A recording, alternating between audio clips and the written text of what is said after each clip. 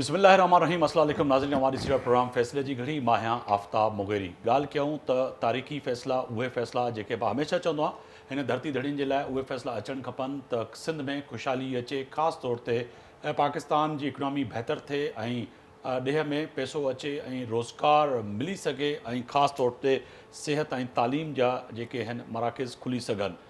पर वरी अॼु उहे जेके ऐवान जा मेंबर आहिनि, मां हमेशह ॻाल्हि कंदो आहियां त जेके साबिक़ वज़ीर ऐं जेको आहे सो साबिक़ MNA MPS वरी अवां ॾे आया आहिनि उन वाइदे सां त असांखे वोट ॾींदो त इक़्तिदार में पहुचंदासीं त अवां जे लाइ सस्ती सिहत, सस्ती तालीम ऐं रोज़गार मुहैया करे सघंदासीं। यकीनी फ़ैसिलो अवां खे करिणो आहे, छाकाणि त फ़ैसिले जी घड़ी अची वई आहे ऐं इलेक्शन बाज़ाब्ता सुभाणे खां लॻे पियो त सिंध समेत पूरे पाकिस्तान में इलेक्शन कैंपेन जेका आहे उनजो आगाज़ थींदो। पर JUI जो सरबराह मौलाना फज़लुर रहमान अफ़गानिस्तान जे जेको आहे सो सरबराहनि सां मुलाक़ात कई आहे। उन पंहिंजे इलेक्शन जो आगाज़ ईअं चई सघिजे थो त पड़ोसी मुल्क पाड़ेसरी मुल्क अफ़गानिस्तान खां शुरू कयो आहे, छाकाणि त JUI केतिरनि ॾींहंनि खां चवे पई त पाकिस्तान में बिलख़ुसूस KPK में असांखे इलेक्शन कैंपेन में वॾी मुश्किलात साम्हूं अचनि पियूं, छाकाणि त जहिड़ी रीति जेको आहे सो इलेक्शन में उन्हनि खे टारगेट बणायो पियो वञे उहो बि वॾी अहम पंहिंजी जॻह ते ॻाल्हि आहे। अॼु ॻाल्हि कयूं तोशाखाना केस में जेको आहे सो PTI जे बानी ऐं उनजी जेको आहे सो घरवारी बुशरा बीबी ते फ़र्द जुर्म लागू करे छॾियो। इहो अॼु जी वॾी अहम इहा ॿी डेवलपमेंट आहे। इन सां गॾु गॾु जेको आहे सो तयारियूं कयूं वञनि, छो जो चूंडियूं जेके आहिनि आम चूंडियूं जेके आहिनि उहे 8 फरवरी ते थींदियूं। चाहे अक़वामी मुतहदा मां बि जेको आहे सो करारदाद मंज़ूरु थिए पर इलेक्शन वक़्त ते थींदियूं। बिलावल भुट्टो जी जेको आहे सो अहम इहा जेको आहे सो पंहिंजे कारकुन ऐं पाकिस्तान पीपल्स पार्टी जे वर्करनि जे साम्हूं वॾी अहम जेको आहे सो इहा ॻाल्हि आहे। जाली अकाउंट केस में जेको आहे सो आसिफ़ ज़रदारी यानी फरियाद टारपोट से नोटिस जारी कया विया आहिनि। इहा बि अॼु जी वॾी अहम ॻाल्हि आहे त तय आहे त फारूक एश नाइक जेको वकील आहे आसिफ़ ज़रदारी ऐं फरियाद टारपोट साहिबा जो, उहो चए पियो त असांखे नोटिस मिलिया ई न आहिनि।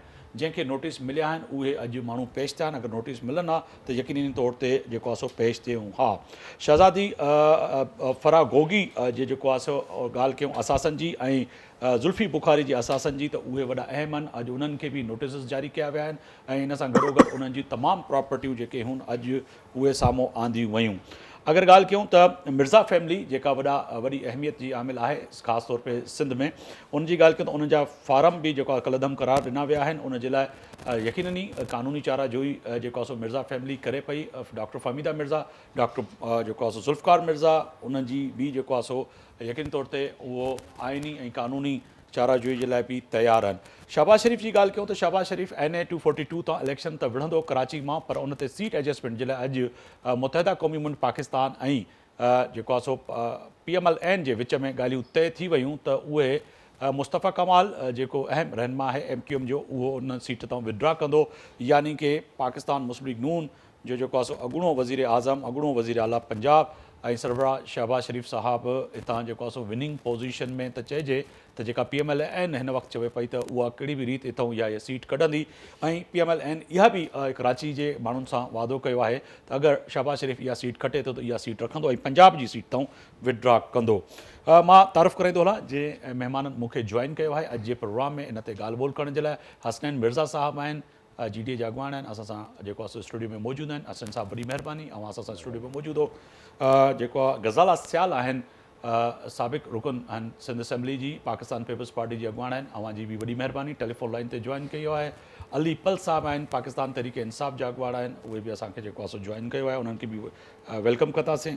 इन सां गॾोगॾु मियां अज़ीम आहिनि, पाकिस्तान मुस्लिम लीग नून जा जेको आहे सो लाहौर खां असां सां मौजूदु आहिनि। मियां साहब बहुत शुक्रिया, आपने वक्त निकाला मेरे प्रोग्राम के लिए।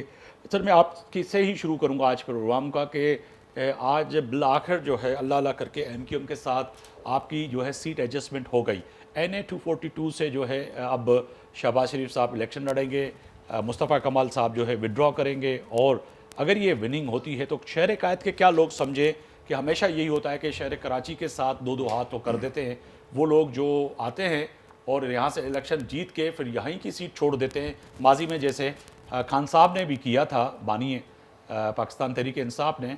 तो क्या ऐसा ही होगा कि शहबाज शरीफ साहब जीतते हैं तो फिर वो भी ये सीट छोड़ देंगे?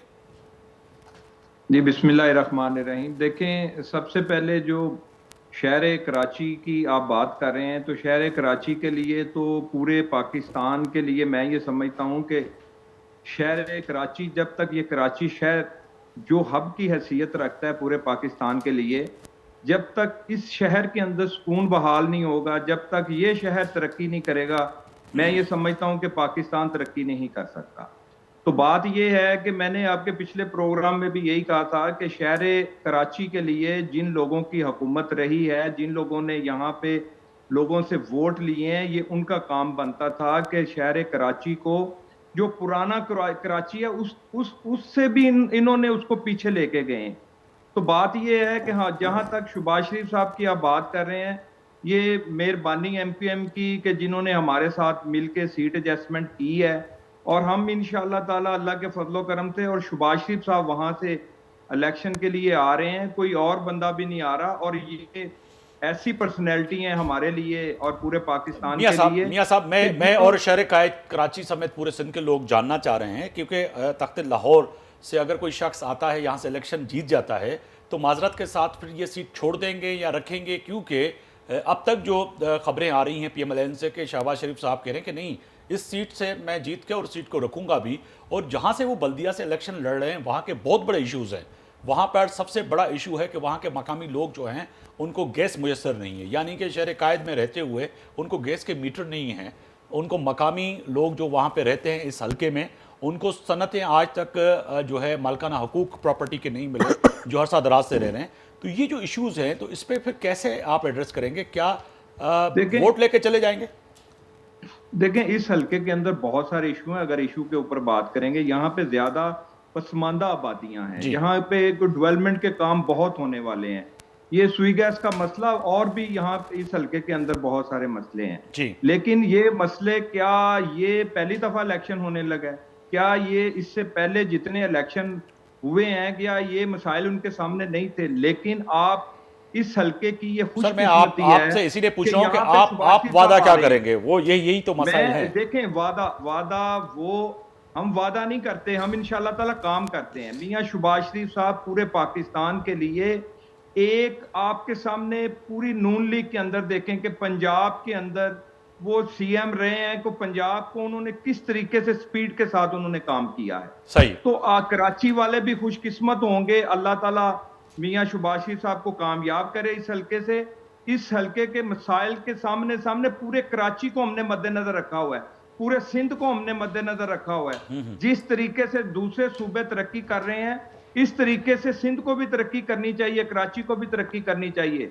तो शहबाज शरीफ साहब, हम इंशाल्लाह सर, एक तो यहाँ पे जुमला दुरुस्त कीजिएगा, क्योंकि हमारे जो व्यूअर हैं वो एतराज भी करते हैं कि सिंध और कराची का कैपिटल है, या कराची तो अलग तो नहीं है, मगर कराची, और जब आप सिंध कहते हैं और पंजाब और लाहौर नहीं कहते, तो ये एक तहस्सुब की बुनियाद पे बात होती है कि शायद कराची अलग है। नहीं, मैं इसीलिए आपको कर रहा हूं, क्योंकि कुछ देखें, रूरल एरिया और अर्बन एरिया दोनों में सियासत का फर्क है। और सिंध के अंदर जो कराची है, कराची को एक तरफ आप रखें, कराची की सीटें देखें और अंदरूने सिंध की देखें जी। कराची के अंदर जिस तरीके से काम होना चाहिए उस तरीके से काम नहीं हुआ। ठीक है, कराची के मियां साहब मिर्जा साहब की जानिब जाऊंगा। मिर्जा साहब, ये फरमाइएगा, तव्हां ॿुधाइजो त तय आहे त हिन वक़्तु इलेक्शन आहे, पर तव्हां इहो बि ॾसियो त अगर डॉक्टर फहमीदा मिर्ज़ा ऐं ज़ुल्फ़िकार मिर्ज़ा इलेक्शन खां ॿाहिरि थी था वञनि, त पोइ बदीन जी सियासत काॾे वेंदी, अव्हां जी सियासत काॾे वेंदी, अव्हां जे घराणे जी सियासत काॾे वेंदी? पोइ तय आहे त पाकिस्तान पीपल्स पार्टी ऐं जेके ॿियूं मुख़ालिफ़ पार्टियूं आहिनि तव्हां जूं, उहे त पोइ विनिंग जी पोज़ीशन में वेंदियूं, छो जो ॿ वॾा कैंडिडेट अगरि ॿाहिरि हलिया था वञनि। बिस्मिल्लाह रहमान रहीम। ॾिसो, हिकिड़े इलेक्शन में को उम्मीदवार आउट थे ऐं सियासत में ही आउट थी वञे, हुनमें ॿ मुख़्तलिफ़ ॻाल्हियूं आहिनि, तमामु वॾो फ़र्क़ु आहे। जेको मन घड़त कूड़ा इल्ज़ाम जेको हींअर लॻाए विया आहिनि डॉक्टर फहमीदा मिर्ज़ा साहिबा ते, उहो 4 दफ़ा पहिरीं लॻिया आहिनि, 2002, 2008, 2013 ऐं 2018 जी इलेक्शननि में। 4 ई दफ़ा डॉक्टर साहिबा खे हाई कोर्ट ऑफ सिंध हुननि खे इलेक्शन अपील्स में रिलीफ ॾिनो आहे। इहे इल्ज़ामात खे मन घड़त ऐं बेबुनियाद साबित कयो वियो आहे। असांखे उमेद आहे, असांजी इंशाल्लाह अॼु असांखे रिटन ऑर्डर मिलियो आहे ट्राइब्यूनल जो, अपील तयारु आहे, सुभाणे अल्लाह चायो त अपील दायर थी वेंदी। पर अॼु तव्हां मीडिया सां बि ॻाल्हायो त तव्हांजे अगरि वालदेन जी जेके लफ़्ज़ इस्तेमालु कया, अगरि उन्हनि जो को अहिड़ो ख़ुदा न ख़ास्ता को अहिड़ो आहे बि, जेको इल्ज़ाम आहे उन्हनि ते, अगरि जुर्म आहे बि, त उनजी सज़ा उन्हनि जे ॿारनि खे या पोयनि खे नाहे मिलंदी, त छा तव्हांखे बि सज़ा मिले पई हुनजी जो अॼु तव्हां लफ़्ज़ इस्तेमालु कया? बिल्कुलु मिले थी पई। उहो असांखे सज़ा ॾियण जी जेको आरोज़ जेको तइनात आहिनि हुननि असांखे इहा सज़ा ॾियण जी कोशिशि कई हुई। हालांकि न को शरी एतबार ते अहिड़ी का ॻाल्हि आहे, न को असांजे आइनी क़ानूनी एतबार ते या इंटरनेशनल जेको ह्यूमन राइट्स जो जेको क़वानीन आहे, चार्टर आहे, हुन में बि ईअं क़तन इहो इजाज़त कोन्हे कि भले अगरि वालिदैन ते को बि इल्ज़ाम हुजे कि हुनजी जवाबदेही हुननि जे ईंदड़ नस्लनि सां उहा वठियो वञे। बट आउं तव्हांखे अगरि ॾेखारियां त इहे नाअहल ऐं हिकिड़ी कंस्पिरसी जे तहत जेको आरोज़ पोस्ट कया विया आहिनि सॼे सिंध में, ख़सूसन बदीन ज़िले में, हुननि हिन आधार ते असांजा फॉर्म रद्द कया जेको अॼु इलेक्शन ट्राइब्यूनल बहाल कया आहे। मुंहिंजो हिन में मुग़ैरी साहब गुज़ारिश रुगो एतिरी आहे कि आर्टिकल 2183 आहे आइन पाकिस्तान जो, कॉन्स्टिट्यूशन जो हिसो आहे ऐं उहो वाज़े तौर ते चए थो कि elections must be conducted in a free fair and transparent manner protecting against corrupt practices. इहो को मुंहिंजी डिमांड कोन्हे, मुंहिंजो दावो कोन्हे, को सियासी बयानु कोन्हे, इहो आइन पाकिस्तान जा लफ़्ज़ आहिनि। हाणे उहे ब्यूरोक्रेसी जेको हिकिड़ी पार्टी जे मातहत 15 साल जे सर्व कयो आहे, उन जे मातहत भर्ती थियनि, उन जे मातहत तरक़ी पाई आहे, पोस्टिंग ट्रांसफर हर शइ उहा थी आहे, उहो हींअर अची करे हू न्यूट्रल रोल एज़ आरोज़ हू कीअं इहो किरदारु अदा करे सघनि था, ऐं अगरि नथा करे सघनि त आइन जी रूह में फेलियर इहो थींदो त इलेक्शन कमीशन जो थींदो। ठीकु आहे मैडम, ग़ज़ाला साहिब हलंदासीं। पाकिस्तान पीपल्स पार्टी छा पई सोचे चूंडुनि जे लाइ? त बिलावल भुट्टो साहिब चवनि पिया त 8 फरवरी ते यकीनन इहे जेको आहे सो आम चूंडूं थींदियूं, पर इन सां गॾोगॾु अगरि यूनाइटेड नेशन भी जेको आहे सो करारदाद मंज़ूर करे त इलेक्शनियूं वक़्त ते थींदियूं। छो इहो तव्हांखे लॻे पियो त चूंडियूं वक़्त ते न थींदियूं ऐं बिलावल भुट्टो साहिब जो ज़ोर इहो ई आहे त इलेक्शनियूं वक़्त ते थींदियूं? वाक़िअतन अव्हांखे लॻे पियो त इलेक्शन न थींदियूं या अहिड़ी का ॻाल्हि महसूसु थिए पई तॾहिं उहे चेयरमैन साहिब इहे बयानात ॾियनि पिया? जी चवंदमि त चेयरमैन बिलावल साहिब जेका ॻाल्हि कनि था त इलेक्शन थियणु घुरिजे ऐं इलेक्शन पंहिंजे टाइम ते थियणु घुरिजे। चाहे ॾिसो सेनेट में बि करारदाद आई जंहिंखे सभिनी चयो भई करारदादूं जेके आहिनि उहो इलेक्शन खे मौक़ो न करे सघनि, मुलतवी न करे सघनि, ऐं इहो थियण बि न घुरिजे। इलाही मुश्किलनि सां इहो टाइम आयो आहे इलेक्शन जो, जमहूरियत जो, ऐं असां चाहियूं था त अवां पंहिंजे हक़ राय ॾियनि ऐं पंहिंजो फ़ैसिलो ॾियनि त वज़ीर आज़म जेको असांजी उम्मीदूं आहिनि, नौजवान वज़ीर आज़म बिलावल भुट्टो थींदो। ऐं इलेक्शन में जेके बि ॾिसो हथकंडा मुश्किल लफ़्ज़नि में तव्हां ईअं ॻाल्हि, मां इहो चवंदमि त जे तव्हां ॻाल्हि कई त अजीब फरियाद ऐं जनाब आसिफ अली ज़रदारी ॾे बि नोटिस निकिता आहिनि। ॾिसो इहे कूड़ा ऐं केस जेके आहिनि उहे हलंदा रहनि था ऐं नोटिस हर कोई अदालतूं सभिनी लाइ खुलियूं पियूं आहिनि ऐं अदालतनि में हर कंहिंखे वञणु घुरिजे ऐं जेको उन्हनि खे फ़ैसिला अदालतूं ॾींदियूं त उहो फ़ैसिलो सभिनी खे क़बूल हूंदो त इलेक्शन में बीहणो आहे या न आहे। बाक़ी इलेक्शन थियणु घुरिजे, इहो सभिनी जो हक़ आहे ऐं सभिनी जो इहा राय आहे त इलेक्शन थियणु घुरिजे। चाहे नवाज़ लीग तयारु आहे, पीपल्स पार्टी तयारु आहे ऐं ॿियूं जेके GDA जूं पार्टियूं आहिनि उहे बि पंहिंजे कैंपेन में लथल आहिनि। ऐं इलेक्शन अगरि मुलतवी थी त मां सम्झां थी त काफ़ी टाइम लॻी वेंदो ऐं हिन महिल असां सभु इलेक्शन जे मूड में आहियूं, इलेक्शन थियणु घुरिजे। ऐं निगरां हुकूमत जीअं अदा हसनैन चयो त अदा हसनैन खे पाण काफ़ी समझदार बंदा आहिनि, इलेक्शन जेका वेठा आहिनि निगरां हुकूमत आरोज़ त उन्हनि मुक़ररु कया आहिनि। अगरि आरोज़ ते तव्हांखे कंहिं ते एतिराज़ आहे त उन्हनि जे लाइ बि तव्हां वञी सघो था, उन जे लाइ बि पिटीशन फाइल करे सघो था। बाक़ी इलेक्शन थियणु घुरिजे त इलेक्शन काफ़ी टाइम थियो आहे, छो जो अवाम जो इहो हक़ आहे ऐं असांजो आइन बि हक़ ॾिए थो त 5 साल पूरा थियनि त इलेक्शन थियणु घुरिजे। त बिल्कुलु उहो थियणु खपनि, पर जेका मां बयानात जी आम माण्हुनि खे इहा सम्झ में अचे पई, सिंध में रहंदड़ ऐं जेके ओवरसीज़ पाकिस्तानी आहिनि जेके ॾिसनि पिया, उहे चवनि पिया छा आहे त चेयरमैन साहिब जो बयानु महसूसु थिए पियो त इलेक्शन न पियो थिए। तव्हां पाण यको रूमर्स हलिया आहिनि त फॉर्म न भरबा, यको जीअं इलेक्शन जो सिलसिलो शुरू थियो अञा फॉर्म बि न फिल थिया त उन्हनि जे लाइ चवनि पिया त हिननि खे मुलतवी कंदा, हाली न फॉर्म भरबा, हाल फॉर्म जेके भरबा उन्हनि खे तारीख़ पोइते करे वञो, हिकु ॿ ॾींहं बि चलो थी पोइ त उनखे वधायो। नवाज़ लीग वारनि चयो त असां जा अञा फैसला न थिया आहिनि, तारीख़ वधाई वञे।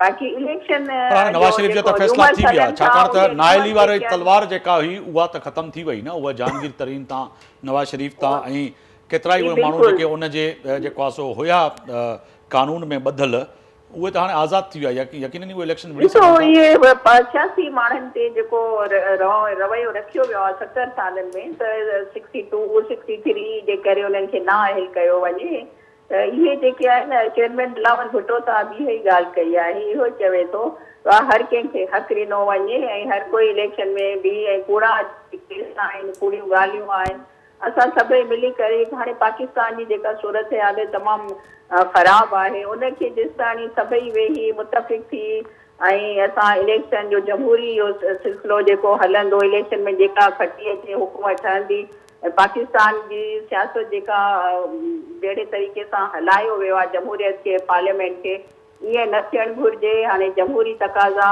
या असां सभु आवाम तव्हां असां सभु जेके चाहियूं था त मैडम इहो ॿुधायो त तव्हां माज़ी में जेके इलेक्शनूं तव्हां ॾिठियूं आहिनि, जंहिंमें तव्हां पार्टिसिपेट कयो आहे, असां कवर कयो आहे, पर हिन दफ़े असांखे अहिड़ी रीति जेको आहे सो इलेक्शन कैंपेन नज़र न पई अचे, उहो माहौल नज़र न पियो अचे, उहा चार्म नज़र न पई अचे। उनजी वजह छा आहे? छा अञा ताईं बि गैर यकीनी वारी ॻाल्हि आहे? अॼु अगरि ॻाल्हि कयूं त ॾिसो त 13 तारीख़ ताणी त आहे न, त इलेक्शन जो जेके इलेक्शन कमीशन लिस्टूं ॾींदियूं, उन खां पोइ 13 खां पोइ इलेक्शन कैंपेन शुरू थी वियूं आहिनि ऐं असांजा जलसा बि चेयरमैन साहिबु तव्हांखे जीअं मां ॿुधायो त 14 तारीख़ ते असां खैरपुर में जलसो थियनि, उन खां पोइ लाड़काणे वेंदा, त शुरू थी विया आहिनि। 13 तारीख़ ताईं त तव्हांखे ख़बर आहे त लिस्ट लॻंदी इलेक्शन कमीशन जे थ्रू, उहा लिस्टूं ईंदियूं शायदि फाइनल लिस्ट, तीर ऐं जेके निशान आहिनि उहे बि अलाट थींदा, उन खां पोइ बसि कैंपेन शुरू आहे असां सभिनी जी। ठीकु आहे। अलीपल साहब अवां सम्झो पिया त वाक़िअतनि हिन वक़्तु ही जेके आम नंढियूं या वॾियूं जेके चूंडियूं माज़ी में बि थियूं आहिनि, उन जहिड़ो माहौल अव्हांखे महसूसु थिए पियो त हाणे आहे, पर जेको हिन वक़्तु असां ॾिसूं पिया ग्राउंड ते त अञा ताईं इल्ज़ामात जी सियासत आहे, अञा ताईं जेको आहे सो उहा इहा ई आहे त इंतकामी कार्रवाइयुनि जी सियासत जी ॻाल्हियूं नज़र अचनि पियूं, पर उहो इलेक्शन जो माहौल छो न पियो नज़र अचे?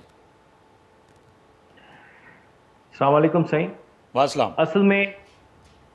असल में इलेक्शन में कहिड़ा हालात आहिनि उन्हनि जो PTI खां वधीक कंहिंखे ख़बर हूंदी, जिन जो तालुक़ हींअर असांजो कैंपेन हलाइण जो वक़्तु हुजे हा, पर असीं मुंहुं ॾियूं पिया राति जो छापनि खे, या वरी पंहिंजो घर छॾे ॿिए हंधि सुम्हूं वञी त जीअं असांजे घर ते छापो न लॻे, ऐं अरेस्ट न थियां, फैमिली खे का हेरासमेंट न थिए। सुबुह जो वरी मूंखे पंहिंजो फॉर्म बहाल कराइणो आहे, RO बेसलेस ग्राउंड ते रद्द करे छॾियो आहे, या वरी ट्रिब्यूनल में जेको आहे जज वेठो आहे उहो कंप्रोमाइज़ड आहे ऐं वरी मूंखे हाणे DB में अपील करणी आहे, ऐं या वरी मूंखे पंहिंजी पार्टी जो निशान वठण लाइ केॾीमहिल पेशावर हाई कोर्ट या केॾीमहिल वरी सुप्रीम कोर्ट वञिणो आहे।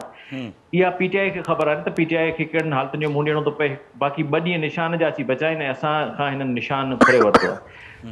त जेका इलेक्शन थिए पई 208 आर्टिकल जो हवालो मिर्ज़ा साहिबु ॾिनो हो, 218 त फ्री एंड फेयर इलेक्शन जा जेके इंडिकेटर्स हूंदा आहिनि त भई कंहिं ते ज़ोरबार न हुजे, प्री पोल रिगिंग न हुजे, पोल डे रिगिंग न हुजे। हिते त सूरत हाल इहा आहे त असांजा जेके भाउ पीपल्स पार्टी वारा आहिनि या भेणूं आहिनि, उहे भले न मञनि, पर उन्हनि खे ख़बर आहे त हिननि जी जेका इलेक्शन आहे उहे त तपेदार, मास्तर, SP ऐं DC कंदा आहिनि, ऐं उहा कश्मीर खां कराची में हथ पेर हिननि जो घटि लॻंदो आहे, उन करे हिननि जूं सीटूं उते कोन ईंदियूं आहिनि। बाक़ी जिते बि हिननि जो हथ पेर लॻंदो आहे उहे ही ऑफिसरनि जे उन ते कुल्हे ते चढ़ी खटींदा आहिनि। पर सभु खां वधीक त DRO ऐं RO इलेक्शन जे लाइ पोइ इलेक्शन में चूंडुनि में ॾिसूं त अलीपल साहब त पीपल्स पार्टी रड़ियूं पई करे त DRO इलेक्शन आहिनि ऐं RO इलेक्शन आहिनि। हींअर ॾिसो, हींअर मिर्ज़ा साहब वारनि जा फॉर्म रद्द थिया न जी, उन में ROs जेके एलिगेशन हणंदो आहे या ऑर्डर कंदो आहे, असल में थियण ईअं घुरिजे त उहो जेको ट्रिब्यूनल आहे उन RO खे घुराए। हिते त ट्रिब्यूनल में ROs वञनि ई नथा, तव्हां न्यूज़ ॾिसो था, ट्रिब्यूनल में ROs वञनि ई न पिया। मुंहिंजो आवाज़ अचे पियो तव्हांखे? जी अचे पियो, ॿुधूं पिया। ट्रिब्यूनल जॾहिं उनखे जवाबु जमा करण लाइ पियो घुराए पंहिंजो यास्मीन राशिद जे केस में, RO अचे ई नथो। जेको आरओ ट्रिब्यूनल जे चवण ते, ट्रिब्यूनल में जेको हेड वेठो आहे उहो हाई कोर्ट जो जज आहे, हुनजे चवण ते त आरओ अचे ई नथो, जवाब ई नथो दाख़िल कराए। पर हुअण ईअं घुरिजे त जज हुनखे घुराए थो, चए त तो जेको ही ऑर्डर कयो आहे इन खां पोइ हिन ते 5 लख रुपया एवरेज हिकिड़े केस ते ख़र्चु अचे थो, वकील करण जो, डोड़ डुक करण जो, ऐं इन जो केतिरी तकलीफ़ थींदी हूंदी, केतिरो टेंशन थींदो हूंदो मिर्ज़ा फैमिली खे या ॿियनि आम जेके इलेक्शन में विहण वारा, त उन आरओ खे त सस्पेंड करणु घुरिजे, डिसिप्लिनरी एक्शन्स खणणु घुरिजे उन जे ख़िलाफ़। हू ईअं ई नवाब ऑर्डर करे वञी घर थो सुम्ही रहे ऐं हुतां फॉर्म बहाल थो थिए। इहो ई त आहे असांजो जस्टिस सिस्टम। उन खां पोइ वरी असीं अचूं था, ऐं तव्हांखे ॿुधाईंदो हलां त साईं असांजो नून लीग जो भाउ वेठो आहे, हुन चयो त शहबाज शरीफ़ साहिबु आयो, हाणे हिते पंजाब जो जेको कयो ई हशर हाणे उहो अची सिंध में कंदो। वो कह रहे हैं कि पंजाब को जिस तरह से खिदमत की है शहबाज शरीफ साहब ने, वो इंशाल्लाह वो कह रहे हैं कि पंजाब से अब इनको जो वोट मिलेगा ना, पंजाब में जो इन्होंने गुलामी इंट्रोड्यूस करवाई, जो इन्होंने करवाया है सारा, उसका वोट का पता अब चल जाएगा। अगर ये पहले कहते थे कि वोट को इज्जत दो, ये वोट को तो इज्जत नहीं दे रहे, इलेक्शन से भाग रहे हैं। आए इलेक्शन करवाएं पंजाब में, एक उम्मीदवार नहीं जीतेगा इनकी लीडरशिप में। मैं ये एहतरामन हमारे भाई हैं, लेकिन नवाज शरीफ साहब भी नहीं जीतेंगे, मरियम नवाज साहबा भी नहीं जीतेंगी, और ये हमारे आम कैंडिडेट्स जो हैं उनसे हारेंगे। ये मेरा बात आप नोट कर लीजिएगा। दूसरी बात मैं आता हूँ कि इन्होंने पाबंदी नहीं है, के ऊपर कोई पाबंदी नहीं है। इन्होंने फिर मैं कहूँ कि 242 से ये शहबाज शरीफ आके लड़ेंगे। अगर इन्होंने जो सिंध का हशर किया है, ये बात आप लियाकत जतोई से पूछ ले। लियाकत जतोई की बात की तो आपकी कल मैंने फहरिस्तें देख रहा था। सुने शाह मोहम्मद शाह से पूछ लें, और अब आगे 1 साल इलेक्शन गुजर जाए, उसके बाद फिर आप बशीर मेमन साहब से भी पूछ लीजिएगा कि नून लीग कितनी बावफा है। ये तो काम निकलने के बाद जो गन्ने की मशीन होती है ना, इस तरह जूस निकालकर छूता फेंक देती है।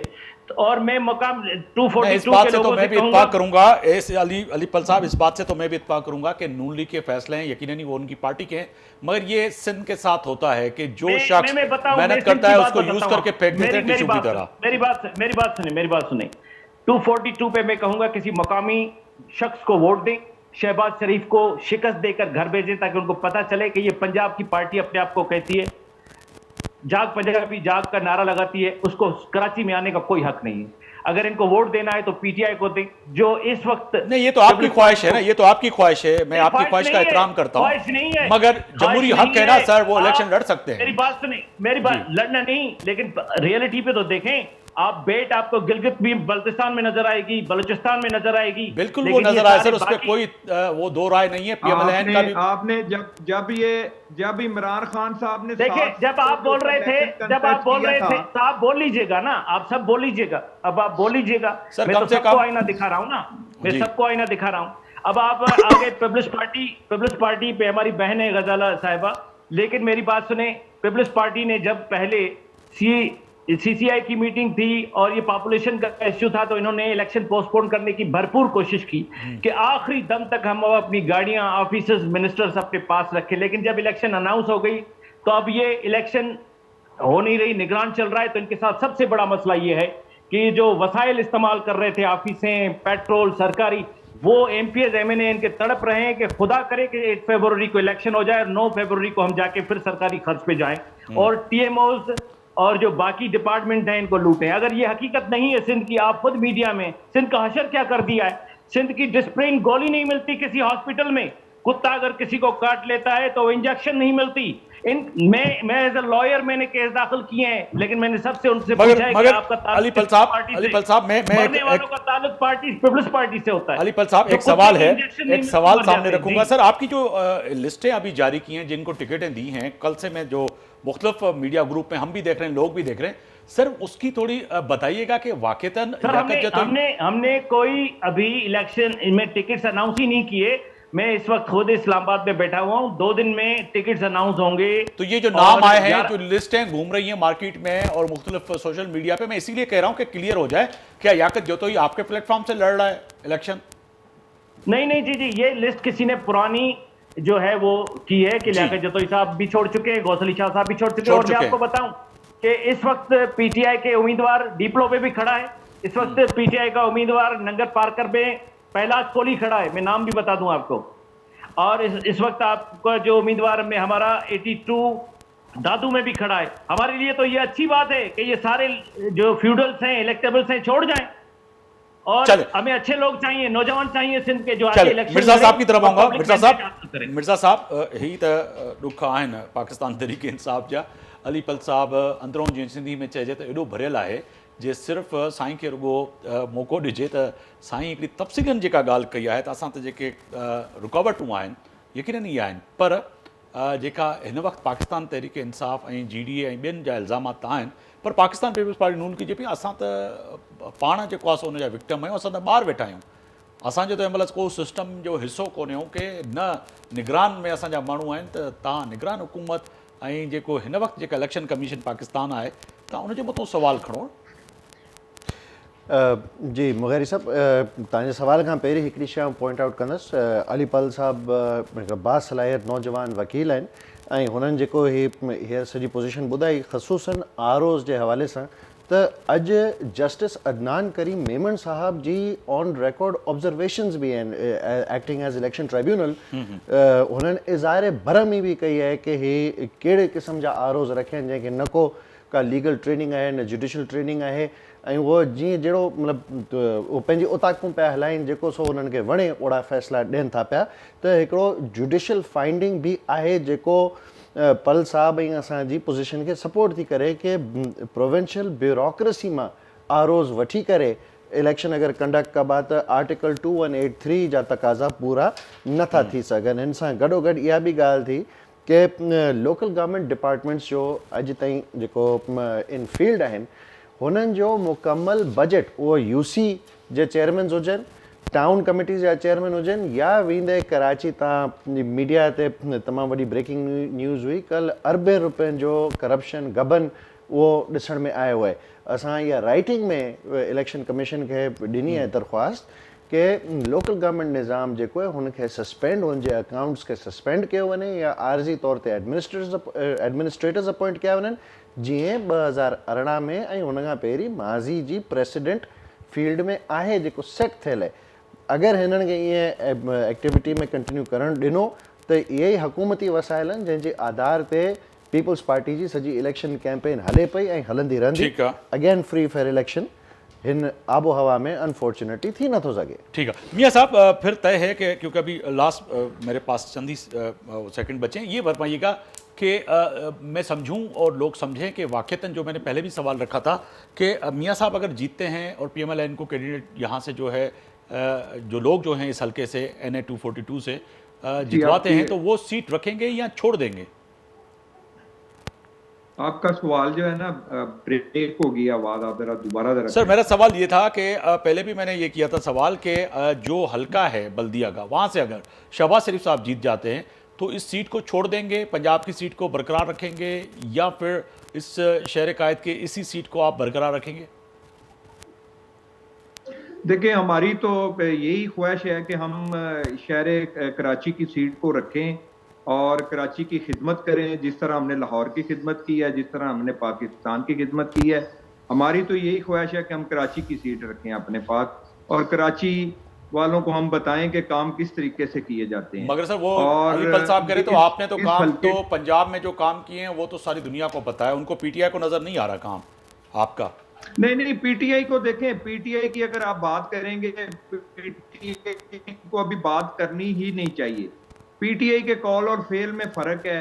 इनके पास 3.5 साल की हुकूमत रही है, इनको मुझे बताएं कोई एक ऐसा प्रोजेक्ट बताएं जो अवाम के लिए इन्होंने किया हो, जो इन्होंने सिंध के अंदर इतनी सीटें लेके इन्होंने सिंध के अंदर क्या किया है बताएं। इन्होंने कराची के अंदर इनके पास सीटें थी, इन्होंने कराची के लिए क्या किया है? कराची के अंदर इन्होंने कौन सा ऐसा तरक्याती काम किया है जो कराची के वोटरों ने इनको वोट दिए, इनके ऊपर एतमाद किया और इन्होंने उनके एतमाद को ठेस पहुंचाई है? क्या काम किया है इन्होंने? अपनी ख्वाहिशों से ये बाहर नहीं निकलते थे, करप्शन से ये भरे हुए हैं। क्या ये काम करेंगे? क्या ये हमें कह रहे हैं कि पंजाब में से इनको सीटें नहीं मिलेंगी? आप पंजाब में आए, आप लाहौर में, कराची में देखें अभी आपके साथ क्या सलूक होता है। करप्शन से आपका घर भरा हुआ था। ठीक है, आपके घर से करप्शन शुरू होती थी। आप उम्मीदवारों को छोड़ें, जो पाकिस्तान का प्राइम मिनिस्टर था उसके घर में करप्शन होती थी। ठीक है, आज क्या केस हुए हैं? आज फराग गोगी के ऊपर जो इल्जामात थे सर जी, क्या थे? फराग गोगी के ऊपर जो इल्जामात आए थे आज उन सर पर मैं यही कह रहा हूं, फराग गोगी आप देखें, बुशरा बीबी देखें, ये कौन है? ये तो खान साहब के घर के अंदर अगर करप्शन नहीं वो खत्म कर सकते थे, ठीक है। अगर वहां पे उनको वो करप्शन नजर नहीं आती थी तो पूरे पाकिस्तान के हलकों में कैसे करप्शन नजर आनी थी? मैडम गजाला सियाल हैं हमारे साथ मौजूद। अगर मैडम तव्हां इहो आख़िरी मूंखे जल्दी जल्दी ॿुधाइजो त तय आहे त पीपल्स पार्टी आगाज़ खैरपुर मां करे पई पंहिंजे जलसनि जो, त सॼी सिंध मां वोट मिलंदी या जेको आहे सो वाक़िअतनि जेका हिन वक़्तु नज़र अचे पई त तव्हांजे ख़िलाफ़ु जेको GDA हिकिड़ो वॾो ब्लॉक ठाहियो आहे उनजे आॾो शिकस्त नज़र अचे पई अव्हां खे? अच्छा ॾिसो, असांजे पीपुल्स पार्टी जे ख़िलाफ़ हमेशह तव्हां भुट्टो साहिब खां वठी ॾिसो, भुट्टो साहिब सां वरी बेनज़ीर भुट्टो साहिब जे ख़िलाफ़ वरी पीपुल्स पार्टी जे ख़िलाफ़ हमेशह इहे इतिहाद थींदा आहिनि ऐं असांखे कोई परवाह कान्हे का। असां इंशाअल्लाह 100% जेके आहिनि वोट खणंदासीं ऐं असांजो चेयरमैन बिलावल भुट्टो जेको आहे वज़ीर आज़म थींदो मुल्क जो। ऐं सिंध में असां कमु कया आहिनि, रिकॉर्ड कमु कया आहिनि। अदा हसनैन वारनि खे अलाए छो नज़र नथो अचे ऐं PTI वारनि खे नज़र नथो अचे, खे बि इलाही फंड मिलिया हुया। जीअं मियां साहब चए थो इहो तव्हां हिननि खे ॾेखारियो जेके ग्लासिस पाए तव्हां कमु ॾिसो पिया, कराची में हुननि में कमु कोन कराया हुया। जेके ग्लासिस चश्मो जेके चइजे आम सिंधी में ऐं इलेक्शन खटी अची मां तव्हांखे हर दफ़े इहो चवंदी आहियां त इहे जेके बि असांजा हिते महिमान वेठा आहिनि उन्हनि खे वरी घुराइजो त वरी असां इहे प्रोग्राम कंदासीं। इलेक्शन खटी अलीफल साहब मुख़्तसर सर छा था ॾिसो फाइनल? अॼु मां चवंदमि सभई पार्टी चाहिनि अलीफल साहब ॿुधायो त छा पिया ॾिसो सर? साईं असीं ॾिसूं पिया जीअं ई चवनि पिया न त फेब्रुअरी में जेका आहे सा हींअर धुंध आहे ऐं फेब्रुअरी में दांधली, इहे आरोज़ जेके ही फ़ैसिला कनि पिया न, इन्हनि आरोज़ मां त असांखे ईअं लॻे थो त जेकॾहिं असांजो कैंडिडेट PTI जो 50,000 जी लीड ते हूंदो त रुॻो TV ते अनाउंस कंदा ऐं उन आरो खां केरु पुछण वारो कोन हूंदो त ग़लति कयो सही कयो। जेकॾहिं इहा ई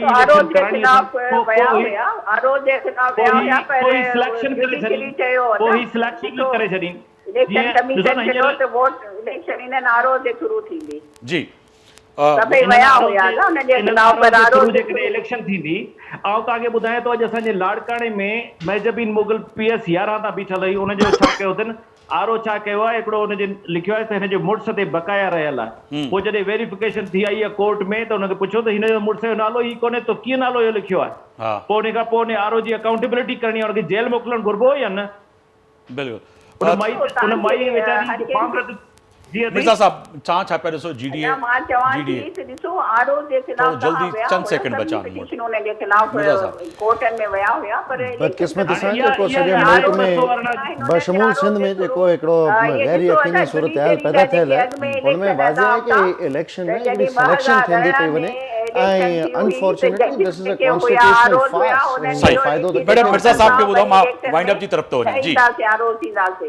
जी मिर्ज़ा साहब वो लिखी ॾिनो, तव्हां जुडिशरी लिखी ॾिनो, जॾहिं जुडिशरी लिखी ॾिनो त असां न थींदासीं प्रोविंशियल ब्यूरोक्रेसी जे वठणो आहे न ऑफिसरनि खां। प्रोविंशियल ब्यूरोक्रेसीज़ जे मातहत आरोज़ जे मातहत इलेक्शन कराइण का इलेक्शन कोन थींदी, या मेरे लिए हिकिड़ी सिलेक्शन प्रोसेस आहे, कॉन्स्टिट्यूशनल फार्स आहे जंहिंजी ज़िम्मेवारी आइन पाकिस्तान इलेक्शन कमीशन ते हणे थो। हींअर बि वक़्तु आहे ख़ुदारा पाकिस्तान सां अहिड़ा खिलवाड़ न खेॾियो। 77 वारो दौर जेको आहे ॾियाई उहा वरी पाकिस्तान अफोर्ड नथो करे सघे, तॾहिं बि अहिड़ा ई धांधली ज़दा इलेक्शन मुसलत कया विया हुआ पाकिस्तान ते, जंहिंजे नतीजे में विदिन फ्यू मंथ्स हुकूमत घर बेड़ा थी ऐं 11 साल आमरीत पाकिस्तान के बर्दाश्त करनी पई। मिर्ज़ा साहब वक्त कटियो, मियां साहब आपका भी बहुत शुक्रिया, आपने वक्त निकाला। अलीबल साहब भी बड़ी मेहरबानी, अदी गज़ाला साहब अवां जी भी बड़ी मेहरबानी। तय त चारई मेहमान मिले मुंहिंजे लाइ क़ाबिल एतिराम, पर हिन सां गॾोगॾु चैन जो मौक़िफ़ ऐं पंहिंजी पार्टी जी जेको आहे सो मंशूर ऐं पार्टी जी जेका एजेंडा आहे उन्हनि पंहिंजी साम्हूं रखी। पर तय आहे